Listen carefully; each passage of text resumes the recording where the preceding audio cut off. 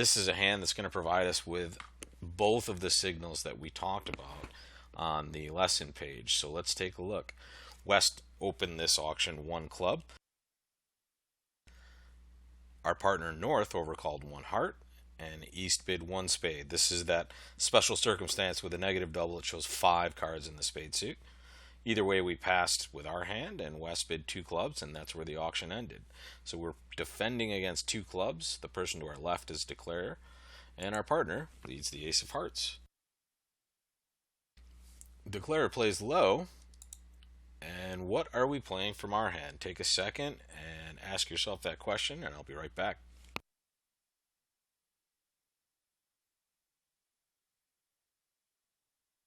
So here's what we know.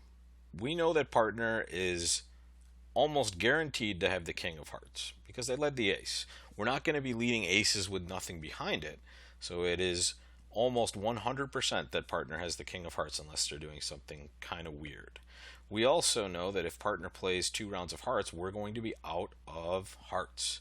And we're playing in clubs. We have 2 nice clubs, and more importantly, we have 2 clubs that are going to be over trumping if the dummy decides to trump. So it's a very good situation for us. So we want to tell our partner to keep doing what they're doing. We want to tell them that we like what they led. And the reason that we like it will become apparent to our partner as well. They can also see that there are only 2 hearts in the dummy. So the only reason partner would be encouraging in this situation is if partner knew they were over trumping the dummy. So this is a nice, good piece of communication between North and South. And partner dutifully follows with the king of hearts, and we get to complete our positive signal. No matter what you play first, right? Usually it's very descriptive. This was quite an obvious signal. The 10 says you like it. But let's say you had like 4 deuce. You would still play the 4 first, and now if partner can figure it out and cash the king of hearts, they get to see your 2 next, right? So it's the order that you play them in. Sometimes you just won't have a great choice, but you still want to make the best possible signal you can for your partner. And now they're going to return the 9 of hearts, and we're going to trump in our hand with the 7. What do we do next? Take a second and think about it.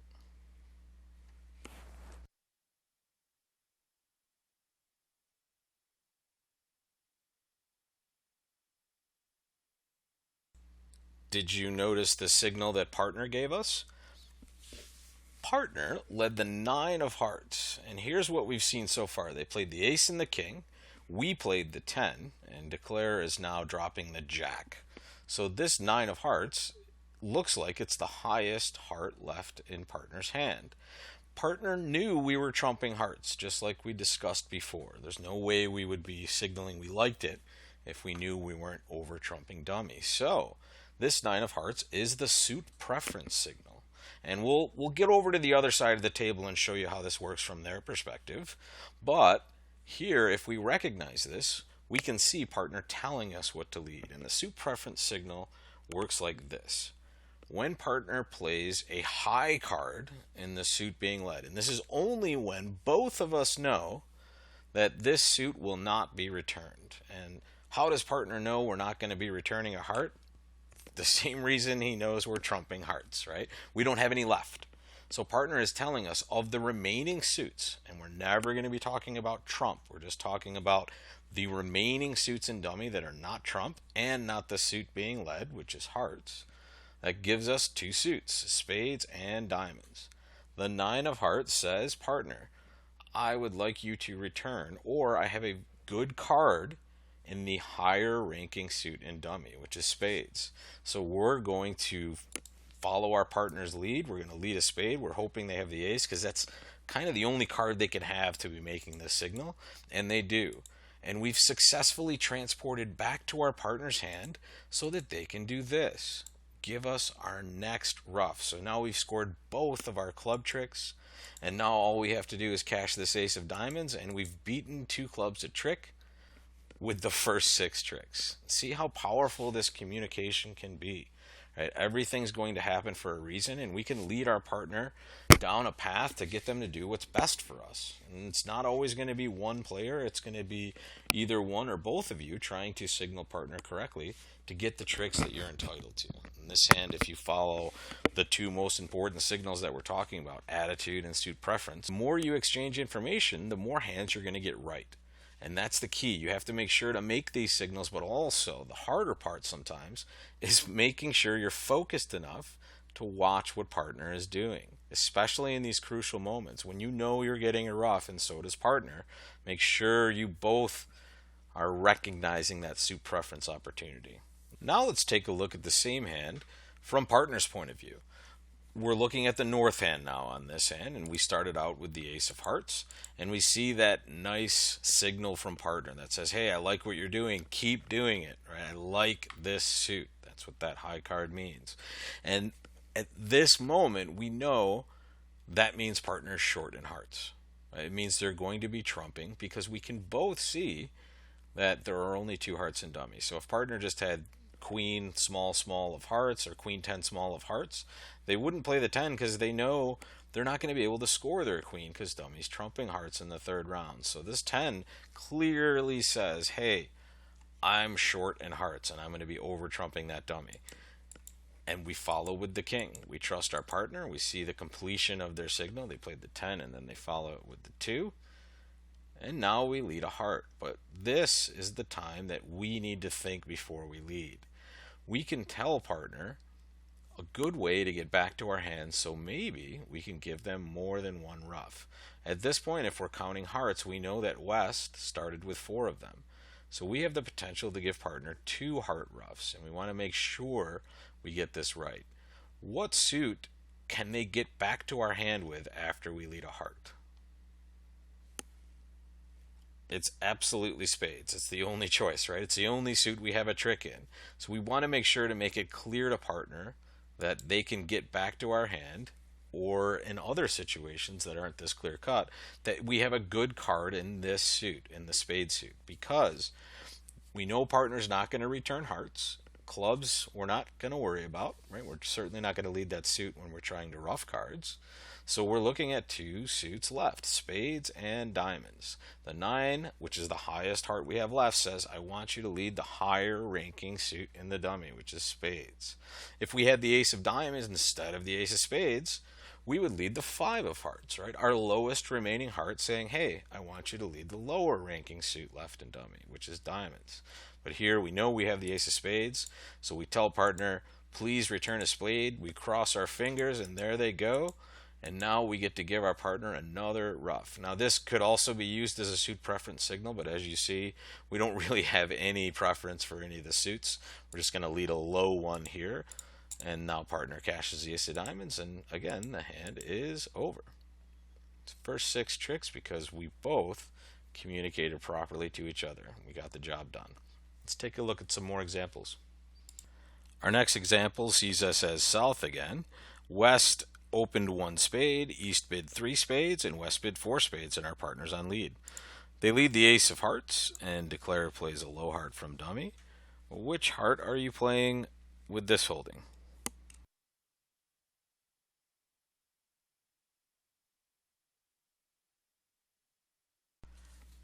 I hope we all played the 10. This is our attitude signal. I don't want you guys to get confused that high-low means count. It's an attitude signal because all we're trying to communicate to our partner is that we like this suit.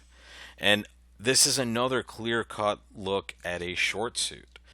Partner, when they see the 10 of hearts, knows that we must have shortness, right? They can see the queen and the jack in dummy. Presumably they have the king of hearts, right? They led the ace. They're not going to lead the ace without the king behind it. Remember that, guys. So it can't be that we like this suit because we have a good honor for them. It's because we're short. And all we're trying to do is communicate to partner that we want them to continue. And the reason we want them to continue is because we're going to get to ruff that third round. Now take a look. What did partner's lead of the 2 of hearts mean?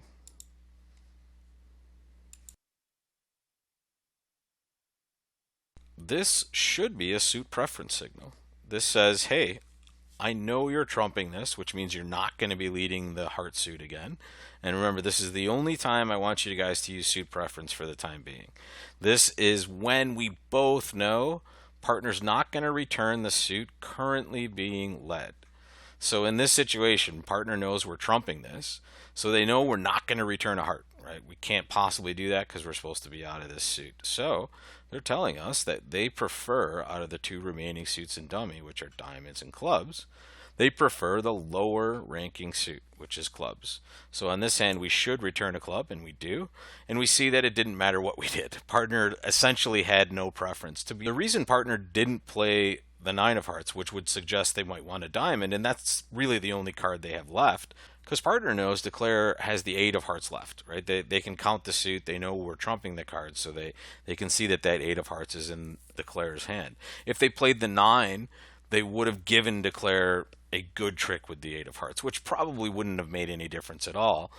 But if we're paying attention, we know that's the case, so we lead low because we really don't have a clear preference, and we are not creating any tricks for Declare. So that was an interesting situation. But if they could have afforded it, playing a higher card would make a little more sense, because literally that Queen of Diamonds is the only card they have left in their hand. So why not tell partner about it?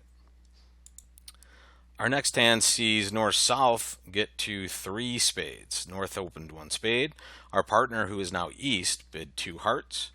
South raised the 2 spades, and it went pass, and now our partner doubled, which essentially just says, hey, I want you to bid something. It's usually a good bid in a match point game, because it's usually not right to let the opponents play 2 of a suit that they have a fit in. So they doubled, and South took the pressure off us by just bidding 3 spades, and now we're defending 3 spades by the North. Our partner leads to the Ace of Hearts, and dummy plays the 8. What card are we playing from the West hand?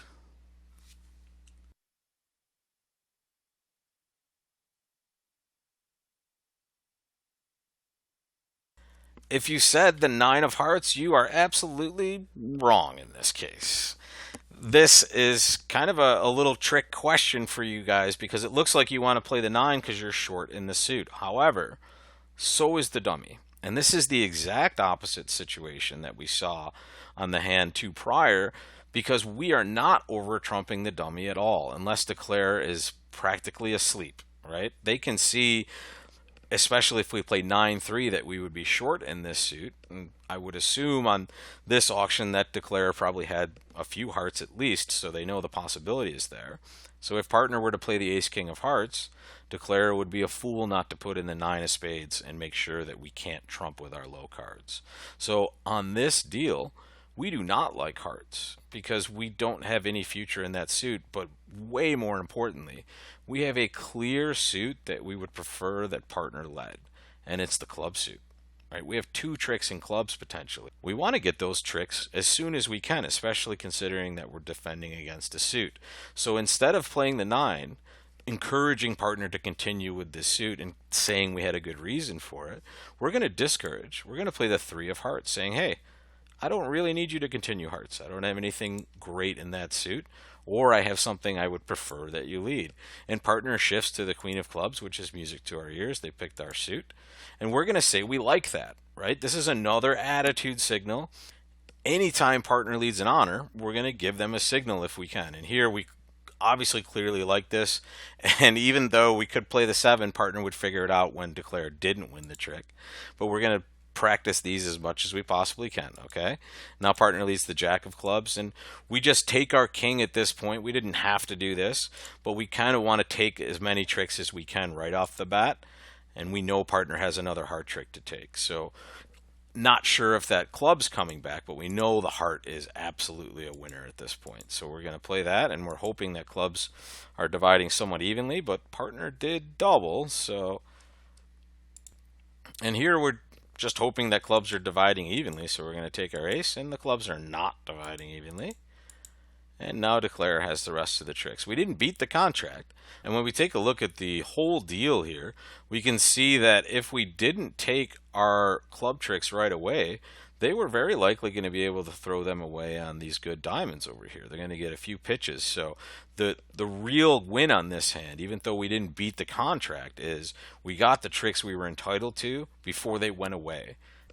we can see from the full deal that if we didn't get our club tricks relatively quickly on this hand, we weren't going to get them. Declare would have been able to pitch away a lot of their losers, especially those two clubs, on those good diamonds that would develop in the dummy. So on this hand, it was really important that we came up with the right signal at trick 1 to keep partner from just playing ace of hearts, king of hearts, heart. If they do that, Declare is going to rough high, draw some trumps, and pitch away some losers. Right, so here we're very, very happy when we can give partner maybe a better lead or a good switch. And we clearly did that on this hand by getting partner away from that heart suit. And last but not least, I want you to see one more version of suit preference. And this will be one of the more obvious versions that you'll see, and it's always really helpful when you both recognize this. So let's see what happened on this end. South opened 1 spade. North bid 3 spades, and South raised to 4. And it's our partner's lead. And they are going to lead the ace of diamonds. This is the moment that we both know that after this trick, we're not going to lead diamonds. Because we can both see that after this trick, in fact, after this queen is played, there are no more diamonds in the dummy. So we are not going to be leading this suit. Both of us know it because it's a non-starter. So this is a clear suit preference situation. The ones we saw before were where we knew partner was getting a rough. Here, we both know the dummy's roughing, right? So there's no future in this suit. So this is a spot where we can tell partner which suit we prefer out of the 2 remaining. And the 2 remaining are hearts and clubs. Which one do we prefer, and how do we signal that to partner? Take a moment and think about that.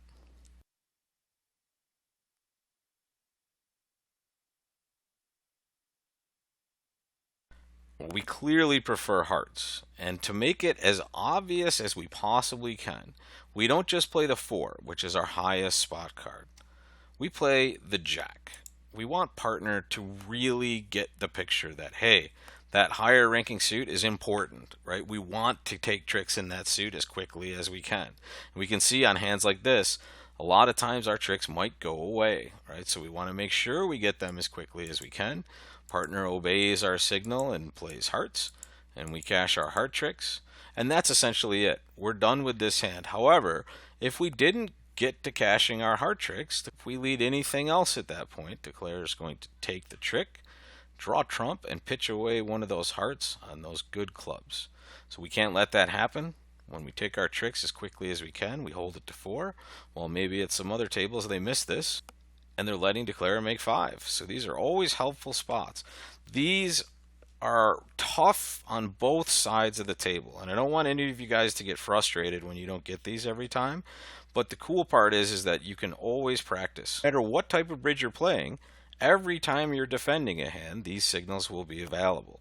And the most important ones we looked at so far are just the attitude signal when partner leads an honor and the suit preference signal. The attitude signal will also be very, very important when you are first discarding. And this is frequently going to happen in either no trump or a suit contract, because usually the declare is going to start by running some tricks, running some trumps, running a long suit in no trump, and you're going to be able to tell partner something immediately about your hand. High card says you like the suit you're discarding, and a low card says you don't. I hope this has been helpful and just gives you a small glimpse into what you can do on defense. A lot of people just kind of want to play hands, right? You want to be declare, you get kind of, upset when the opponents take your bid away. These are opportunities for really great things. Defense is a critical part of the game, and sometimes defending is going to give you your best possible plus score. So don't think of this as, hey, the opponent's got the contract. Think of it as, hey, I get to play defense now, and I get to practice my signals, and my partner and I are going to get to communicate, and we're going to get good scores this way. You can get a lot of good scores playing defense, guys, if you're paying attention. Make sure you focus on what partner's playing. That's the toughest thing, and it's the thing we all have the most problems with. Sometimes we'll be a trick later and we forgot to look at what partner played to the previous trick. It doesn't just happen to beginners or intermediates. It literally happens to every player at some point. We just forget to look. So just focus on paying attention to all the cards being played, and you'll have a great idea, if you're both signaling properly, what to do next and how to take tricks. So good luck with this this week, guys. Hope to see a lot of you out on the Wednesday class and the Thursday morning and evening game. And we'll be doing this again next Wednesday with the game portion of our 2-week classes. And then the following week, we'll do some more signals. We'll probably talk some count signals and just general defensive strategies and some opening leads, I hope, as well. So until next time, guys, this is Rob Barrington signing off, and I'll see you at the tables this week. Take care, guys.